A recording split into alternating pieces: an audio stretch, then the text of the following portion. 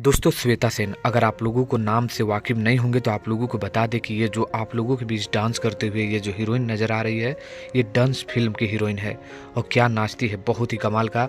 गाने को आप लोग देख ही चुके होंगे कि ग्लोबल म्यूज़िक जंक्शन से आया हुआ है, वो ट्रेंडिंग पर हो चुका है। लेकिन आइए इस हीरोइन के भी बारे में आप लोगों को बताते हैं। नमस्कार, मैं रविंद्र और आप लोग देख रहे हैं रविंद्रा टाइम्स। ऐसे ही प्यार हमारे इस चैनल को देते रहिए। दोस्तों श्वेता सेन कमाल की हीरोइन है दोस्तों, अगर इसी तरह का काम करते रही तो आने वाले बहुत से बड़े-बड़े प्रोजेक्ट में खेसारी लाल यादव के साथ इस हीरोइन को आप लोग देखना चाहेंगे। मुझे ऐसा आशा है, आप लोग नीचे कमेंट करके ज़रूर बताइएगा। और आप लोगों को बता दें कि ये जो गाना है तोर दिल हमरा में धड़केला, जो 7 नंबर के ट्रेंडिंग में है, उसी गाने पे ये नाचती हुई नज़र आई, यानी रील बनाती हुई नज़र आई है। जो बहुत ही कमाल की एक्ट्रेस, बहुत ही कमाल की गुजराती हीरोइन है, नाम है श्वेता सेन। तो ये पहला रील मुझे लगा कि आप लोगों को ज़रूर बताना चाहिए।